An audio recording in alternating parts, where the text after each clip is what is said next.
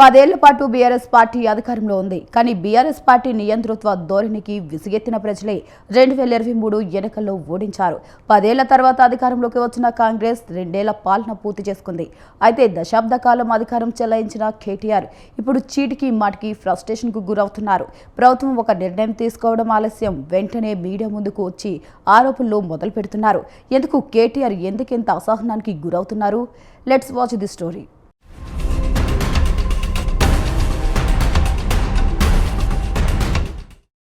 BRS working president KTR ఎందుకు పదే పదే అసహనానికి గురవుతున్నారు? అధికారంలో లేమనే బాధ కేటీఆర్కు ఎక్కువైందా? అంటే జరుగుతున్న పరిణామాలు గమనిస్తే అవునని అనక తప్పదు. ఏళ్లకేళ్లు అధికారంలో ఉండి ఒక్కసారిగా ప్రతిపక్షంలో కూర్చోవాలంటే ఏ నాయకుడికైనా ఇబ్బందే. తమ ప్రత్యర్థి పార్టీ అకస్మాత్తుగా అధికారంలోకి రావడాన్ని జీర్ణించుకోలేకపోతే రాజకీయ నాయకుడిగా మనుగడ సాగించడం కష్టం. ఏ పార్టీ అధికారంలో ఉన్నా ప్రతిపక్ష పార్టీ నాయకులు విమర్శలు, ఆరోపణలు చేయడం సహజమే. అయితే ఆ విమర్శలు, ఆరోపణలు మితిమీరితే రివర్స్ అవడం ఖాయమని రాజకీయ విశ్లేషకులు చెబుతున్నారు. ఏ పార్టీ అధికారంలో ఉన్నా తప్పులు జరగడం సహజం. ప్రజలు క్షమించడానికి సమయం పడుతుంది. తర్వాతి ఎన్నికల్లో ప్రజలే భవిష్యత్తును నిర్ణయిస్తారు.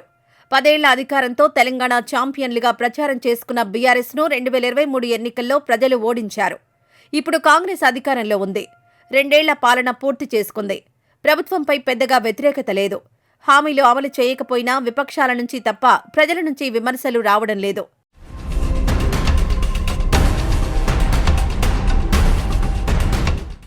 అయితే కాంగ్రెస్ ప్రభుత్వంపై బీఆర్ఎస్ వర్కింగ్ ప్రెసిడెంట్ నిత్యం ఆరోపణలు చేస్తున్నారు. ముఖ్యంగా సీఎం రేవంత్ రెడ్డిని టార్గెట్ చేసి ఏదో ఒక మాట అంటూనే ఉన్నారు. రేవంత్ రెడ్డితో పాటు కాంగ్రెస్ నేత, లోక్సభ ప్రతిపక్ష నాయకుడు రాహుల్ గాంధీని కూడా విమర్శిస్తున్నారు. కేవలం విమర్శలే కాకుండా చెప్పడానికి వీలు కాని మాటలతో తిడుతున్నారు. కేటీఆర్ అలా తిడుతుంటే బీఆర్ఎస్ నాయకులు, కార్యకర్తలు చప్పట్లు కొడుతున్నారు. దీంతో కేటీఆర్ మరింత రెచ్చిపోతున్నారు. అయితే ఇక్కడే కేటీఆర్ అసలు విషయం గమనించటం లేదని రాజకీయ విశ్లేషకులు చెబుతున్నారు. కేటీఆర్ చేస్తున్న ఆరోపణలు, తిడుతున్న తిట్ల వల్ల తన సొంత ఇమేజ్ని కూడా డ్యామేజ్ చేసుకుంటున్నారు. పైగా బీఆర్ఎస్పై ప్రజలకు మరింత కోపం పెరిగిపోతుందన్న చర్చ జరుగుతోంది. ఒక పద్ధతి ప్రకారం ప్రభుత్వ నిర్ణయాలను విమర్శిస్తే ప్రజలు కూడా హర్షిస్తారని, కానీ తిట్టడమే పనిగా, బూతులే లక్ష్యంగా మాట్లాడితే మొదటికే మోసం వస్తుందన్న టాక్ వినిపిస్తోంది. తాము అధికారంలో లేమనే ఫ్రస్ట్రేషనే కేటీఆర్ చేత ఇలా మాట్లాడిస్తుందన్న చర్చ కూడా జరుగుతోంది.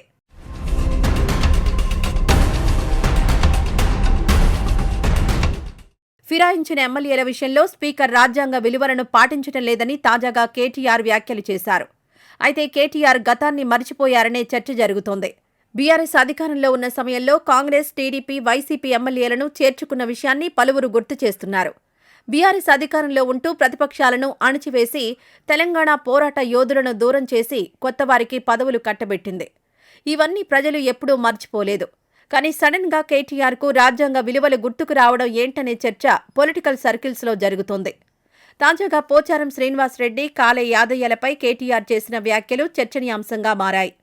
స్పీకర్ ఆధారాలు లేవని ప్రకటించినా కేటీఆర్ మాత్రం సోషల్ మీడియాలో రాజ్యాంగ విలువలను ప్రశ్నిస్తున్నారు.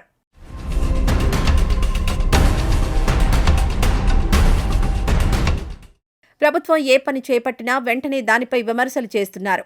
మాట్లాడితే కమిషన్లు, లంచాలు అని రేవంత్ ప్రభుత్వంపై అడ్డదిడ్డమైన ఆరోపణలు చేస్తున్నారు. కనీసం ప్రజలు గమనిస్తున్నారన్న సోయి కూడా లేకుండా ఇష్టారాజ్యంగా మాట్లాడుతున్నారన్న చర్చ జరుగుతోంది. హైదరాబాద్ను 3 కార్పొరేషన్లుగా విభజిస్తామన్న వార్త బయటకొచ్చింది. దానిపై ఇంకా అధికారికంగా నిర్ణయం వెలువడలేదు. కానీ వెంటనే సికింద్రాబాద్ పరిరక్షణ అంటూ బీఆర్ఎస్ బయలుదేరింది. సీఎం రేవంత్ రెడ్డి జీహెచ్ఎంసీని 3 కార్పొరేషన్లుగా విభజించే ఆలోచన ఉందని అసెంబ్లీలో ప్రకటించారు. కానీ దీనిపై అధికారికంగా ఎలాంటి నిర్ణయం వెలువడలేదు. మున్సిపల్ శాఖ ఇప్పటికే జీహెచ్ఎంసీలో కలిసిన 27 అర్బన్ లోకల్ బాడీలను కలిపి 300 డివిజన్లుగా విభజించింది. అంతేకాకుండా కొత్త జీహెచ్ఎంసీకి మేయర్ పదవిని మహిళకు కేటాయిస్తూ నిర్ణయం తీసుకుంది. అయినా సరే కొత్తగా సికింద్రాబాద్ పరిరక్షణ అంటూ కేటీఆర్ ప్రభుత్వంపై విరుచుకుపడుతున్నారు.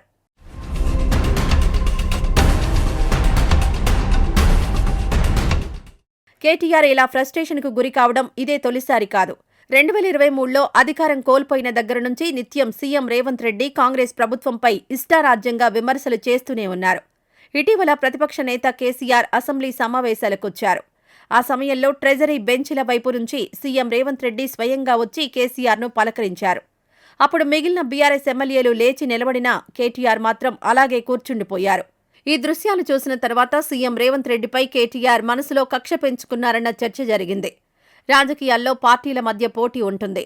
అలాగే బీఆర్ఎస్ కాంగ్రెస్ మధ్య పోటీ ఉంది. కానీ కేటీఆర్ మాత్రం ఈ విషయాలు మర్చిపోయి తన సొంత శత్రువులా కాంగ్రెస్ రేవంత్ రెడ్డిని చూస్తున్నారన్న టాక్ వినిపిస్తోంది. కేటీఆర్ ఇలా ప్రతి విషయానికి స్పందించే బదులు కాస్త సమన్వయం పాటించాలనే సూచన వస్తోంది. ఇప్పుడు విమర్శలు చేసినా స్వీయ పరిశీలన లేకపోవడం వల్ల ప్రజలు దూరం అవుతున్నారు. తగిన సమయం కోసం వేచి ఉండి ప్రజల్లో వ్యతిరేకత వచ్చిన తర్వాత స్పందిస్తే ప్రజల మద్దతు లభిస్తుందన్న టాక్ వినిపిస్తోంది. మరి కేటీఆర్ తన పంతా మార్చుకుంటారా లేదా అనేది వేచి చూడాలి.